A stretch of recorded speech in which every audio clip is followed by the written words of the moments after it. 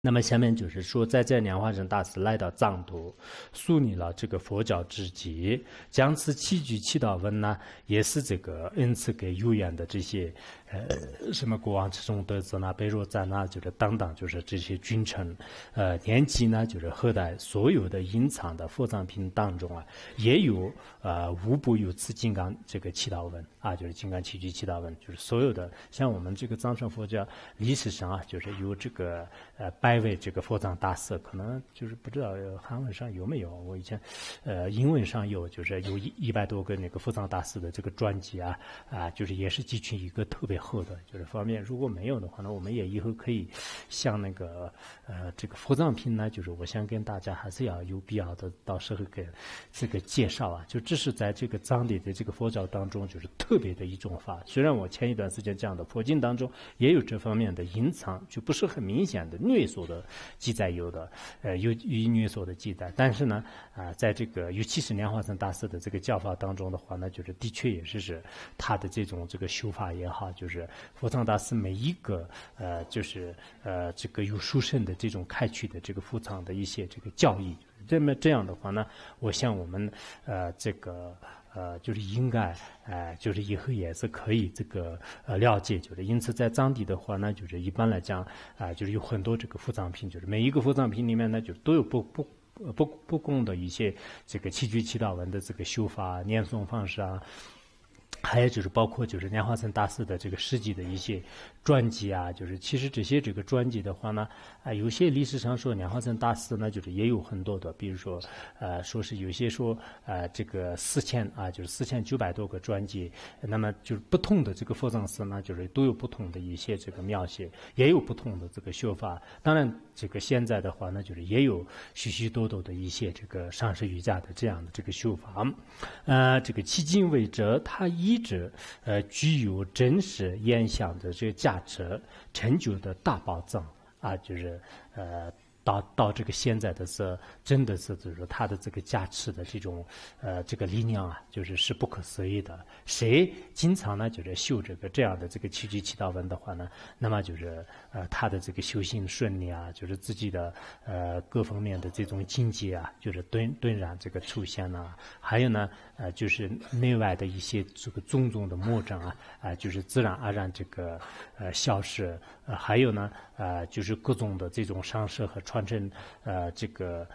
这种传承的这种价值也好、智慧也好、洗涤的话呢，就很快的是融入这个自信啊。我们这里的很多道友就是在这个经常念那个就是七句祈祷文我知道我们这里很多人都是多年以来每天都是念那个就是不断的念100遍那个七句祈祷文，然后呢就是自己念那个念四心咒，就是1000遍左右我看到我认识的很多这个包括汉族的一些道友当中的话呢，就是也有这样的。我想就是你们平时这样坚持这样下去的话呢，以后在自己修行当中肯定牵出很多的道障，就是很顺利的，就是我们的这个身心跟这个法呢，就很容易这个相应。就是如果我们的这个心呢，就是跟这个法相应，诸佛菩萨经常随时都是加持的话呢，那自己自然而然就是对这个三宝的这个信心呢，就是越来越会这个强烈的。然后呢就是对这个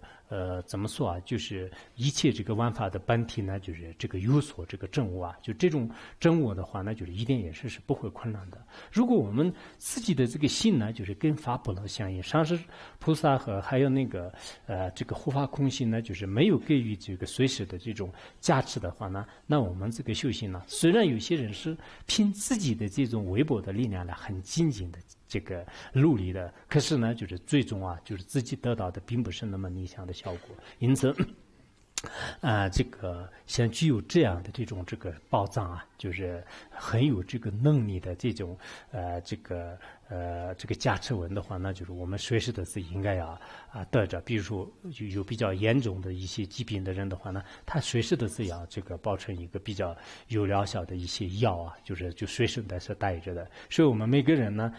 有烦恼、有障碍、有违缘就这是自己也是明白的，只不过有些人不说而已。其实很多人的认为是我的烦恼那么重我的违缘那么重我每次都是这个修行的话，那为什么是不能成功？我看道友们早上起来的那么好，就是每天背诵那么多，而且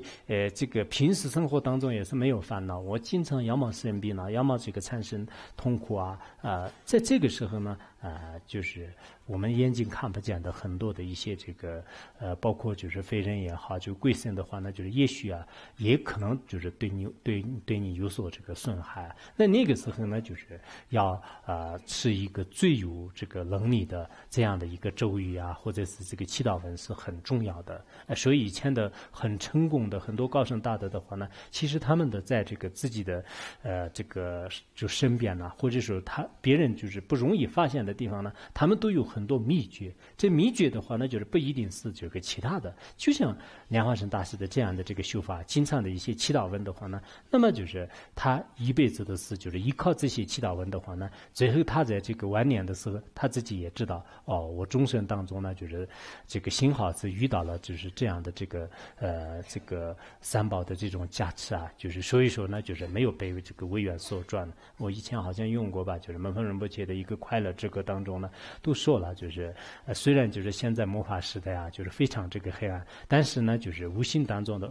万幸呢，就是遇到了莲花生大师的这个教法，所以呢，现在不管怎么样的话，那就是自己日日夜夜的是处于一种快乐的状态当中。因此，我想我们在座的很多人也是，虽然呢，就我们这个生长在这样的一个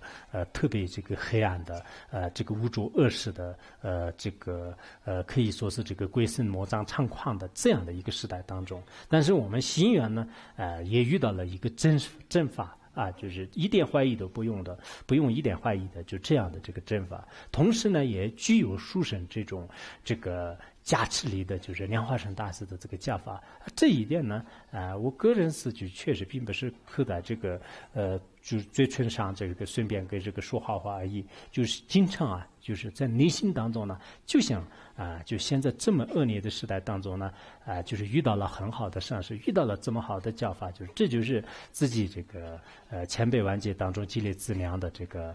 结果，就是很荣幸就经常有这样的想法。我想我们在座的很多人呢，也会有这个同感吧。